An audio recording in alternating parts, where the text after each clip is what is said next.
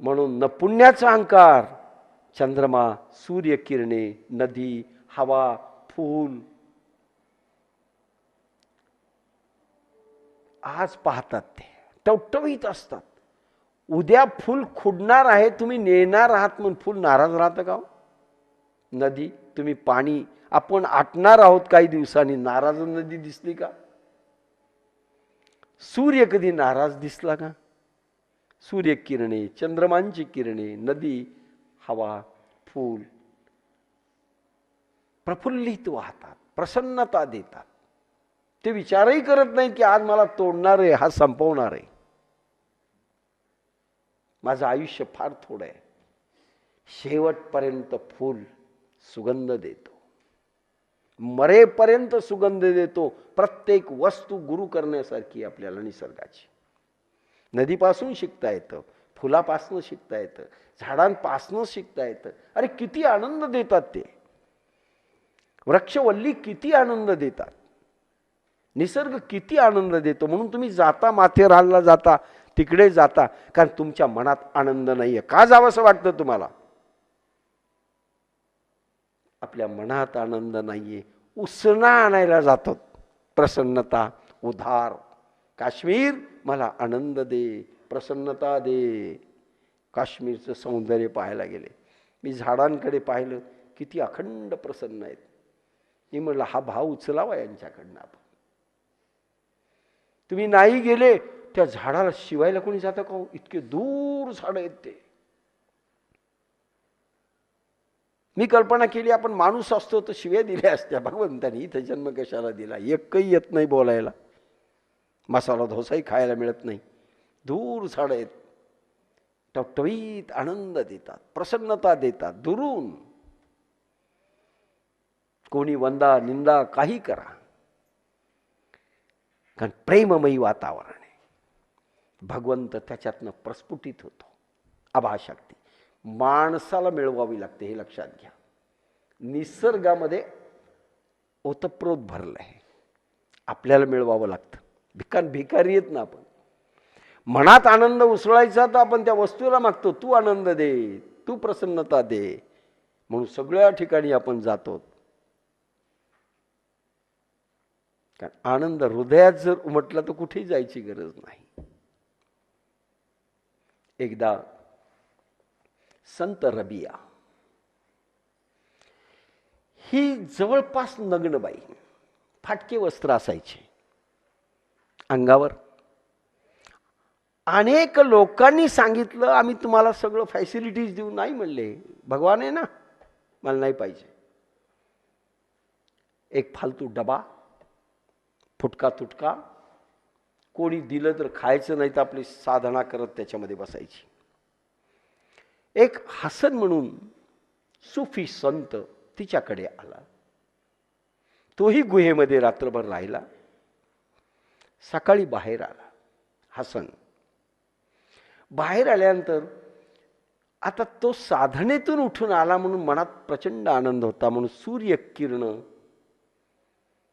सकाळचं वातावरण, सूर्य असा येतोय, उषाराणीचं आगमन होतंय, नभांगण अतिशय सुंदर आहे, पक्षी किलबिल करतायत. त्याच्या मनात आनंद उसळल्यामुळे सगळीकडे आनंद दिसत होता त्याला. आणि तो म्हणतो, रबिया रबिया बाहेर ये. पहा सूर्यदेव आल्यानंतर किती सुंदर वातावरण आहे. ती आतून म्हणाली, अरे बाहेर नाही रे आनंद, मी इतक्या आनंदाचा उपभोग आत घेते, मला बाहेर येण्याची गरज नाही. बाहेर नाहीये माझ्या मनात जो आनंद आहे, मेरे मन आनंद. माझ्या मनात जो डोह उसळतोय ना आज, तो आनंद फिका आहे रे बाहेरचा, मला गरज नाही, मला येऊ वाटत नाही. लक्षात घ्या संत रबिया.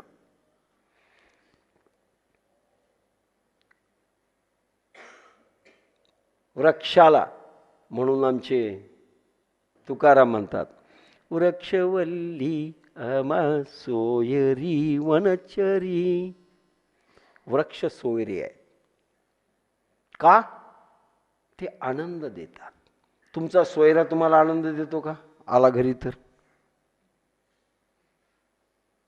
म्हणून खरी सोयरीक वृक्ष देतात, ते तुम्हाला सर्व काही देतात. ते झिजतात, तुम्ही तोडलं तरी ते आनंद देतात तुम्हाला. म्हणून ते सोयरीक करायची निसर्गाशी करा, तुकाराम म्हणतात. खरी सोयरे ते आहेत. पहा, वृक्षांची पानं पाहत असताना प्रेम उत्पन्न झालं पाहिजे. अरे प्रभूंनी एक एक पानाचा रंग वेगळा केलाय, लक्षात घ्या.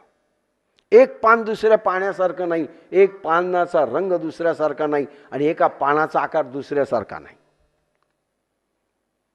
किती प्रफुल्लित आहेत. काश्मीरला तर चिनार वृक्ष पाहिल्यानंतर अरे बापरे, किती आभा आहे. प्रभू कसा आहे हे पाहायचं असेल, त्याचं सौंदर्य, तर त्या स्थानावरच दिसतं की कसं आहे, किती सुंदर आहे जग. पण मनात सौंदर्य पाहिजे. भिक्कार सोट मन घेऊन काश्मीरला काय तुम्ही कुठेही जा, काय पडलंय, बर्फच बर्फ, आपल्या फ्रीजमध्ये बर्फ आहे. असे लोक कुठेही गेले तर काही नाही.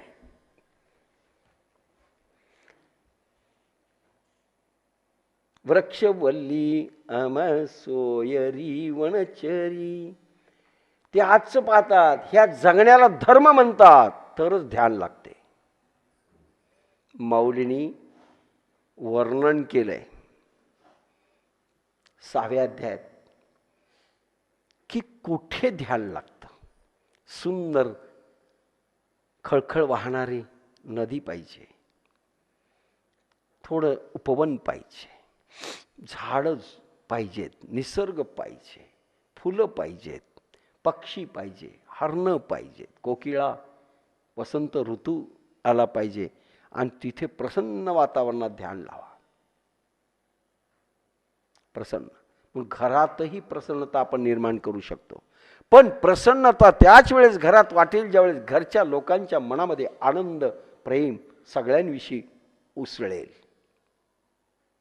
घरात गेलं की तुम्हाला समजू शकतं ह्या घरात आत्ता आनंद की नाही, प्रसन्नता आहे की नाही.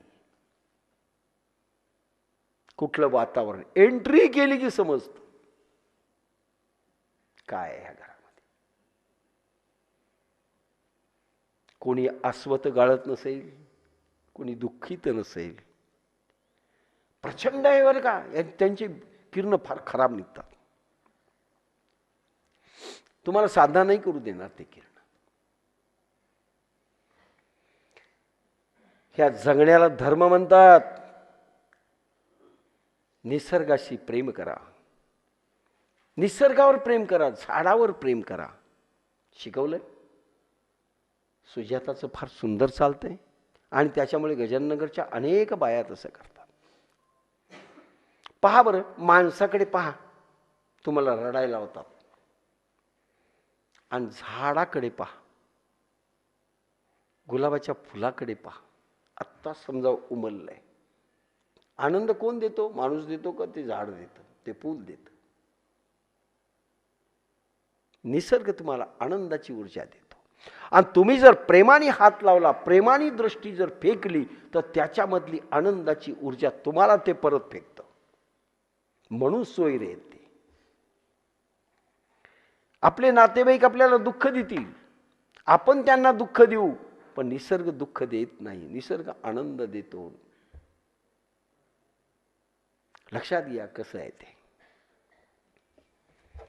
म्हणून सोयरीक करायची असेल, वस्तूला प्रेमाने हात लावा, याला प्रेमाने हात लावा. कोणी आलं त्याला प्रेमाने पहा.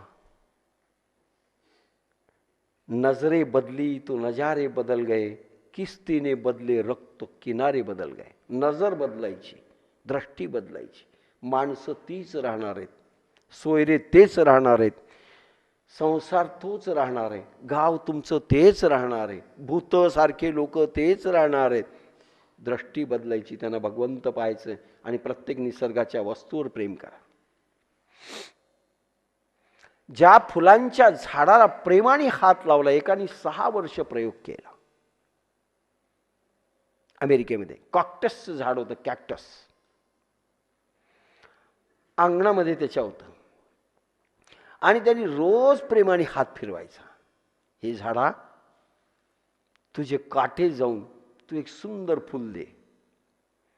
त्याला वेड्यात काढलं सगळ्या सायंटिस्टनी लोकांनी, हे पागल झालं म्हणून. घरचे लोक म्हणले हे पागल झालं. रोज झाडा कशी बसायचं आणि प्रेमाने हात फिरवायचा. हे झाडा तुझं एक सुंदर फुल उमललं पाहिजे आणि काटे गेले पाहिजेत. म्हणले हे पागल झालं. 6 वर्षानंतर त्या झाडाने फुल सुंदर दिलं. 6 वर्ष लागले. आपण केलेलं प्रेम कुत्र्याला समजतं, प्राण्यांना समजतं, सगळ्या वस्तूला समजतं, निसर्गाला समजतं, झाडांना समजतं. तुम्ही प्रेमाने हात लावा, ते त्याची ऊर्जा, त्याच्याजवळ असलेलं भांडवल तुम्हाला देतात. आकाशाकडे पहा प्रेमाने. आकाश तुम्हाला, तुम्ही ज्या ज्या व्यक्तीकडे, अरे माणूस देतो की नाही, भिक्कार चोट माणूस काही नसलेला तो जर तुम्हाला काही ना काही देतो, जर तुम्ही प्रेम केलं तर निसर्ग तर प्रचंड भरलेला आहे भगवंताच्या शक्तीने. तो सगळंच देतो तुम्हाला. ऊर्जा देतो, तो जगण्याची भावना देतो. याला धर्म म्हणतात. निसर्ग धर्म पाळतो, आपण पाळत नाही. अरे झाड तुम्हाला लहानपणापासून फळ देतो, फुलं देतो, आनंद देतो. तुम्ही काय देता? उलट कुऱ्हाड चालवता त्याच्यावरती. माणूस बेमान आहे, निसर्ग नाहीये बेमान. याला धर्म म्हणतात. ते आपापला धर्म पाळतात, आपण आपला धर्म विसरलो. आपण आपला धर्म विसरलो. आपला धर्म आहे भक्तांचं भगवंत बनणं. आज ते वारकरी संप्रदायाचे लोक आले होते, बरेच म्हातारे होते आणि त्याकडे होत्या. ते पाया पडू लागले. म्हणून नाही, तुम्ही सगळे मोठी आहात, माझ्या कधीच नाही. ते म्हणे तुम्ही माऊली आहात.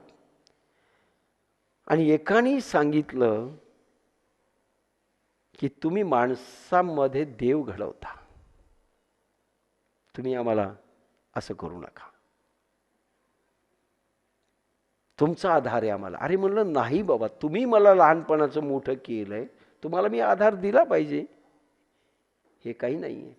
पण त्यांनी काय सांगितलं, माणसामध्ये देव घडवता.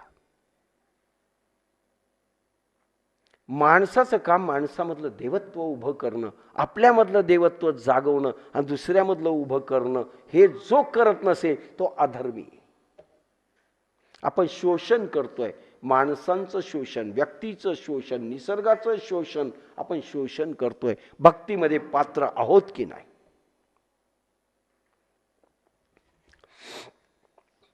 नामदेव लहानपणी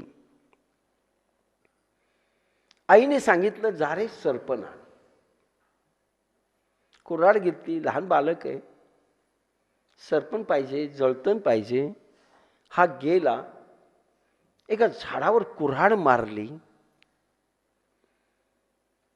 त्याच्यात काही जीवजंतू दिसले, साल काढली. म्हणले झाडाला दुःख झालं असेल का, हा विचार करतोय लहान मुलगा. आणि त्यांनी स्वतःची कुऱ्हाड स्वतःच्या पायावर चालवली आणि रक्तबंबाळ पाय होऊन आला. आई, मी झाड नाही तोडू शकत. म्हणले का? अरे मी पाहिलं, माझं साल काढल्यानंतर किती दुःख होतं, त्या झाडाला झालं असेल नाही, तेव्हा संत होतो. मी झाड नाही तोडू शकत. त्या झाडालाही मी कुऱ्हाड मारली, किती दुःख झालं असेल. लक्षात घ्या, हा सेन्सिटिव्ह भाव. ईश्वराने निसर्ग निर्माण केला, तो आहे तसा ठेवा. घ्यायचा असेल उपभोग घ्या, पण तो विश्व खराब करू नका. आज आपला मानव विश्वाची रचना, ज्याच्यातनं आनंद ऊर्जा, प्रसन्नतेची ऊर्जा, सौंदर्याची ऊर्जा उभी राहते, ती संपवण्यात माणूस निघालेला आहे. कार्बन वाढत चाललाय. आपण भक्त का भक्त? आणि ईश्वर कृपा करावी की नाही, याचे उत्तर पाहिजे. ह्या जगण्याला धर्म म्हणतात. आणि तसा धर्म पाळला, आहे तसं विश्व सुंदर पाहिलं, आनंद घेतला, तर ध्यान लागतं. ध्यान त्यावेळेस लागतं. का ध्यान लागत नाही याची कारणही सांगत चाललोय. कुठल्या तरी प्रेम लहरी, आनंद लहरी, प्रसन्नतेच्या लहरी, भावभावनेच्या लहरी, व्यवहारात उठणाऱ्या क्षणांची लहर आम्ही कुठेतरी चुकलो. काम, क्रोध, लोभ, मद, मत्सर यांच्या लहरी उठल्या, त्या लहरीत दबल्या. कसं ध्यान लागेल?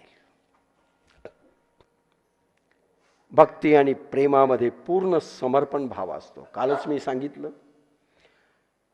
त्याग हा मेन पॉइंट आहे. 3-4 शब्द आहे. दान एक शब्द येतो, पण 3 शब्द येतात. एक काय? अर्पण, एक तर्पण आणि एक समर्पण. काल सांगितलं, समाजासाठी जे तुम्ही दान देता, त्याग करता, त्याला अर्पण म्हणतात. वाडवडिलांच्या पितरासाठी तुम्ही जे करता त्याला तर्पण म्हणतात. आणि गुरु आणि देवासाठी तुम्ही करता त्याला समर्पण म्हणतात. तिन्ही त्याग आहे. दान हाही त्याग आहे. पण पूर्ण समर्पण भाव, माझं काही नाही, कारण पूर्ण समर्पण भाव याच्याकरता भगवंता तुझे तुला अर्पण, माझी बुद्धी तुला अर्पण, मन अर्पण, मी मिळवलेलं, मी तर नाही पण तू दिलेलं हे तुझं आहे. तू त्याचा विनियोग पहा. प्रभूला प्रभूचं देऊन टाकायचं. पूर्ण समर्पण भाव असतं. आणि प्रभू परीक्षा घेतो तुम्ही किती समर्पण केलं. काल येशू ख्रिस्तांचं उदाहरण दिलं, आता देत नाही. त्यामुळे चिंता, स्मृती, कल्पना संपते. तुमचं काहीच नसेल आणि पूर्ण द्यायची तयारी असेल तर चिंता करायची काय कारण आहे? कारण चिंता सगळं प्रभूला जर तुम्ही देऊन टाकलं असेल, प्रभू तुमची चिंता होईल. कारण प्रभूंनी अश्युरन्स दिले काय? एरवी तरी माझिया भक्ता. पण भक्त पाहिजे. भक्ती काय ते सांगत चाललोय. ते म्हणाल आम्ही करतोच ना, दीड बुटलीची साधना. शब्द चांगला आहे. मला मराठी भाषा काही काही शब्द फारच आवडतात. दीड बुटलीची साधना. डिक्शनरीत अर्थ नाही मिळणार. ही दीड बुटलीची साधना जर आपण केली आणि प्रभूला भक्त म्हणून डिक्लेरेशन मागून काही मागू लागलो, नाही देत. भक्ताची लक्षणं कुठे आहेत आपल्यात? असेच करा. काय म्हटलं? काय चाललं होतं? हा, चिंता. प्रभू काय म्हणतो? एरवी तरी माझ्या भक्ता नाही संसाराची चिंता, काय राज याची कांता भीक मागे. अरे माझी तुम्ही पत्नी असाल, राजाची पत्नी असाल, ती जशी भीक मागत नाही, माझ्या भक्ताला मी भिकारी नाही ठेवू शकणार. पण तुम्ही भक्त पाहिजे विथ कंडिशन. आपण डिक्लेरेशन आम्ही भक्त आहेत, छे छे, ह्या भक्तीच्या वाटा. 18 तास झालंय, आज 19वा तास, 20वा तास चाललाय, 15वा पेज चाललाय. काय सांगू, किती पुढे सरकायचंय. मला परेशान वाटायला किती बोलू भक्तीवर. नोट्सचं 15वं पेज चाललंय आणि जवळजवळ 150-200 पेज असेल. किती भक्ती जाईल काही सांगता येत नाही. भक्ती प्रेमामध्ये पूर्ण समर्पण भाव असतो. त्यामुळे चिंता, स्मृती, कल्पना संपते. चिंता करायचं कारण नाही, स्मृती करायचं कारण नाही. कसं होईल, कसं झालं, काही करू नका. जे झालं झालं. कल्पना संपते, कल्पनाही करू नका. संसाराची चिंता प्रभूवर सोडा आणि अध्यात्माची चिंता तुम्ही करा. अध्यात्माची जरूर करा. मागायचं असेल तर अध्यात्म मागा, प्रभूला प्रेम मागा, ती ऊर्जा मागा ज्याच्यामुळे संसार आणि परमार्थ सुकर होईल. प्रभू मागे पळेल.